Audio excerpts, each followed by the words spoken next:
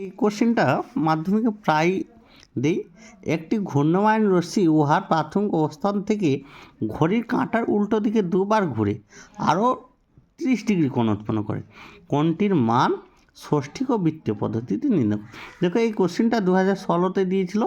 এই কোশ্চেনটা দেখো অ্যান্সারটা। আমরা ত্রিকোণমিতির পরিমাপে কোণটির মান ধনাত্মক, কোণটির মান কত? তাহলে আমাদের পাক কতবার করেছে? ঘুরেছে 2বার পাক। তাহলে এক পাকে কত ডিগ্রি? 360 ডিগ্রি। তাহলে 2কে 360 ডিগ্রি 2 গুণ কত ডিগ্রি বেশি কোণ উৎপন্ন করেছে? 30 ডিগ্রি। তাহলে 2 গুণ 360 যোগ 30, তাহলে 720। 2কে 360 ডিগ্রি গুণ করলে 720 যোগ 30 সমান কত? 750। তাহলে এর ষষ্ঠিক মান কত? 750 ডিগ্রি। এবং বৃত্ত মান কত? π/180 ইন্টু কত? 750। তাহলে 0 0 কাটলো।